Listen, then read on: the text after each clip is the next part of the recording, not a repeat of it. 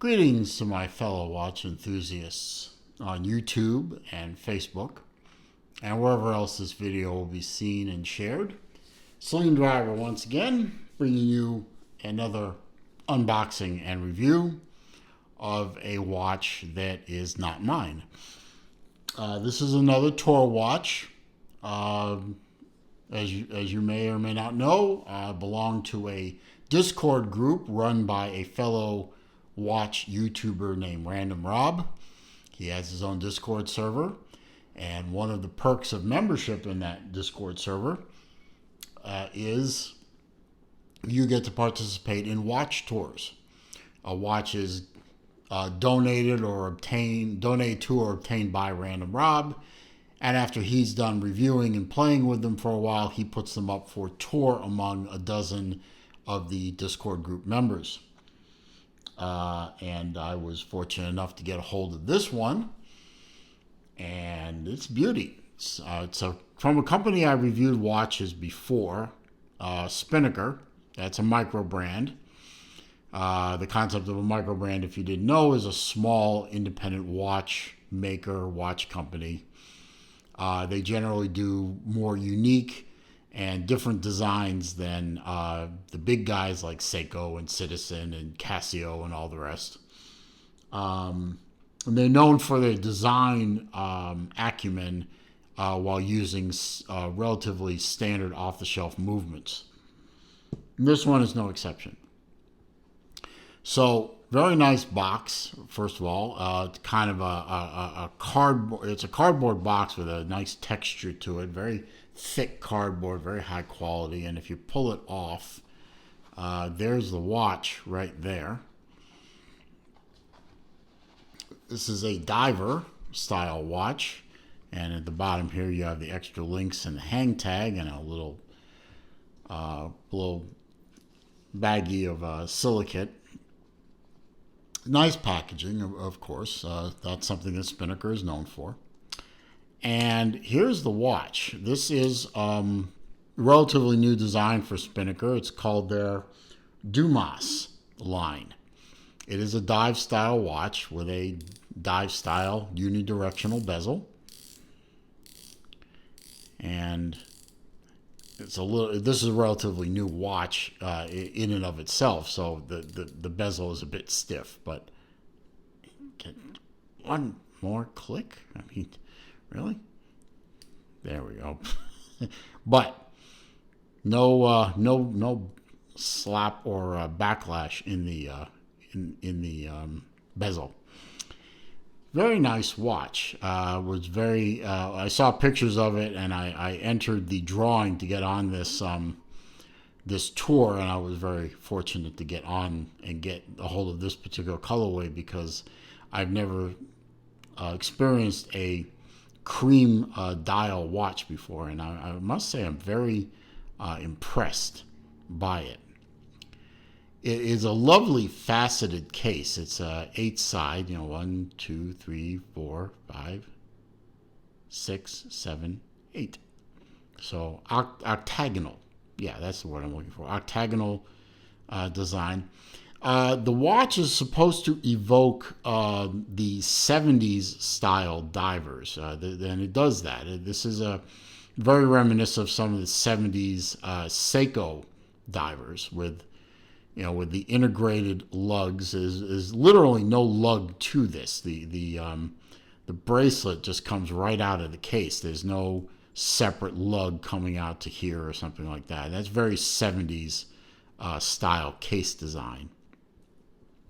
The bezel is a very nice dark green. I would call it sort of British racing green. Very nice to look at. Matching green on the indices trim, and I love the little pop of orange on the dial at the indices, and also the minute hand being orange as opposed to the hour hand being a dark green or black. Really can't tell with my eyes whether it's dark green or black. And a color matched date wheel. but the minute hand being orange makes the watch very easy to read at a glance. There are multiple watches in the Dumas model line. I think there are 11 of them, and this one is called Sahara, owing to the dial color. Looks like the Sahara Sands. It's not a very thick watch compared to a lot of divers. It's about average, and a nice flat crystal. And believe it or not, the one thing I like about it, all the features of this watch, and it comes in on their website, and I will leave a link down in the description to their website. This watch comes in at $400 US. Now, that's a snapshot in time. This is being shot in mid-November and will be released a couple weeks after I shoot this. So pricing as of November 2021 is $400, and they are available. Can't guarantee that price or availability, obviously. I don't work for Spinnaker. Signed crown, which is very nice. And something a little unusual for a diver is an exhibition case back. Usually these are solid case backs, but you can see the exhibition case back with the custom rotor, and it is sitting on top of a standard Seiko movement, but they did put a custom rotor on it, so it's kind of nice that they give you the exhibition case back for that. This is a weighty watch. This is not a delicate flower watch. This has some heft to it. It's solid stainless steel, 316L stainless on the case, the bezel, the bracelet, and the clasp. The bracelet, the clasp is a standard milled out double lock clasp. It has a fold over that locks down. You pop it with your fingernail, and then you have the double pushers here that you push to open. And it's very solid feeling. You have 3 micro adjusters, and this is one of my only little problems with this watch. When I got this watch, it actually only had 2 links taken out of it. You can see here there are 3 links taken out of it. Now, I tried to size the watch so it would fit me a little better by moving the micro adjuster into this notch.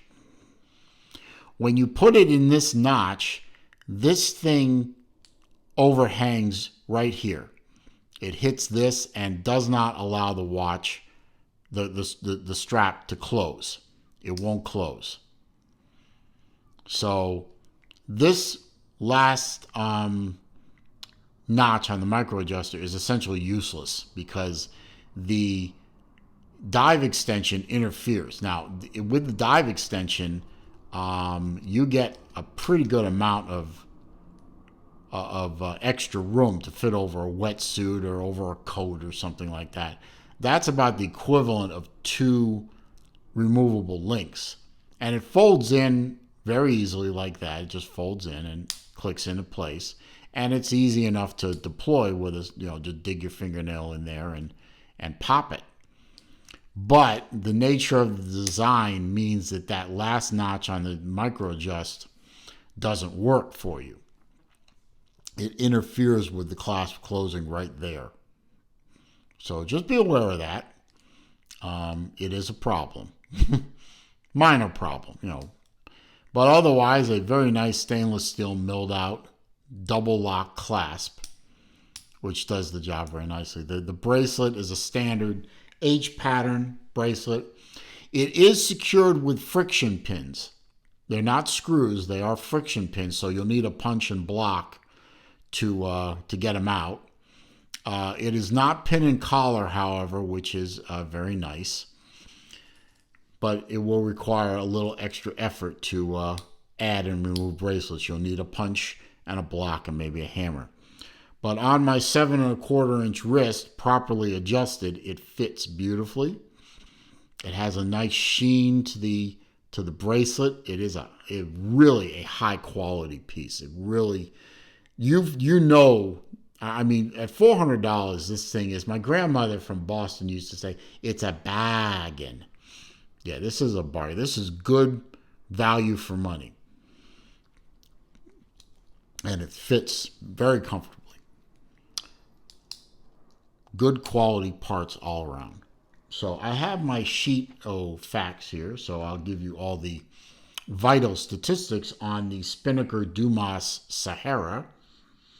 Model number is SP, that's Sam Paul, 5081-CC. $400 retail on their website. Of course, I will leave the website address and in the description. It is, as I said, a 70s inspired design. It uses a Seiko NH35 movement, standard movement, but with a custom rotor, which is a nice touch. 316L case, 316L bracelet, so good quality stainless steel all around. This feels like it's been carved out of a whole chunk of metal. The case really feels solid. It is a good size watch. 44 millimeter diameter. I got all these measurements off Spinnaker's website. 44 millimeter diameter, 15 millimeter thick, 22 millimeter lug, and 48 millimeter on the tip to tip. So it's a big watch, but owing to the design of the case and the lugless design, it wears a little smaller than 44 millimeter. It uses a sapphire crystal, which at this price point is wonderful. Looking at you, Seiko. Keep using Hardlex for your price points, and for only a few dollars more, you can step up to a very substantial micro brand with a Seiko movement in it, but using a sapphire case and better quality material. It is a 300-meter water-resistant watch. Now, the one thing that was unusual is the bezel insert. Spinnaker's website literally says the insert is glass. Sapphire glass, mineral glass, K1 glass. I don't know what kind of glass. I don't know what that means, but it says glass on the website. Now, it looks like a sapphire bezel insert to me, but I can't be sure, so you can't quote me on it. It says on the website glass, so I'm going to go with that. I'm not going to speculate what kind of glass, but it looks great. It has a great sheen to it, a great shine to it.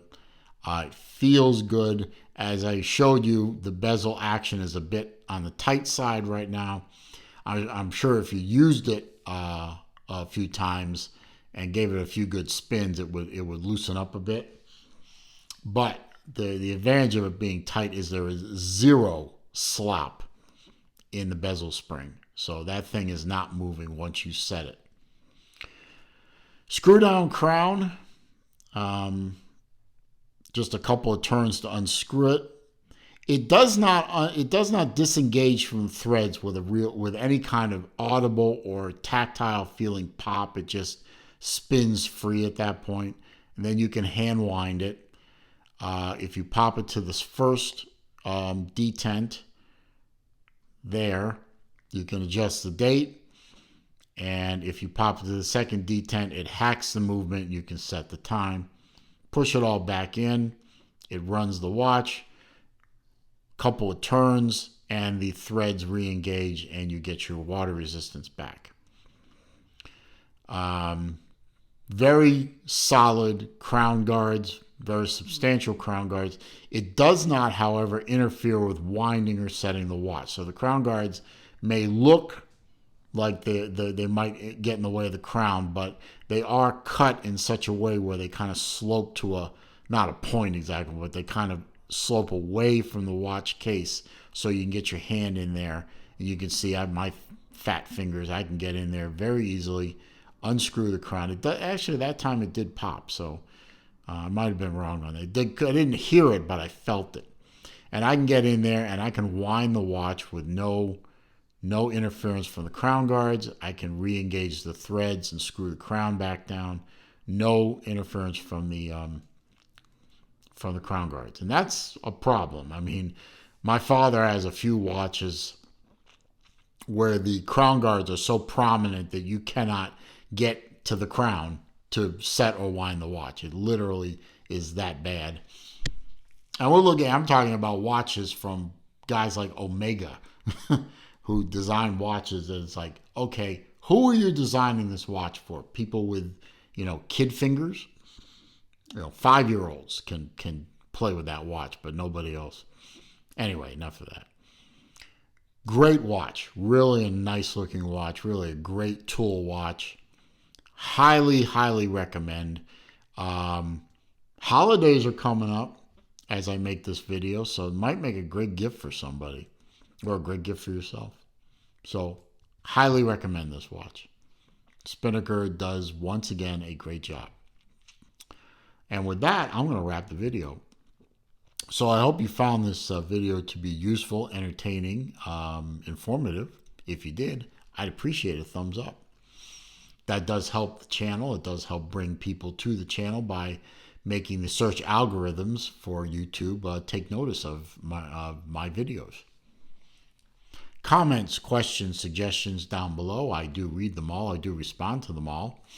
However, if the comments left there are nasty, trolling, or have links to bad places on the internet, I will delete the comment and I will block the commenter. There's always one of you, every video. If you're new to the channel, of course, I welcome you. I'm glad you're here. I'm glad you found the channel. I hope you spent some time looking around, enjoy yourself. All I ask is please click the red subscribe button before you leave. And when you do, click the bell icon as well so that when I upload new videos, you will be alerted. And when I go live and do live streams, which I do every Wednesday afternoon at 3 p.m. Eastern Time, or at other times during the week, if time and opportunity avail themselves to me, you will be alerted when those streams are starting. Meanwhile, as I always say at the end of my videos, this is a crazy old world we live in, so please stay safe, stay well, stay healthy. I will see you soon.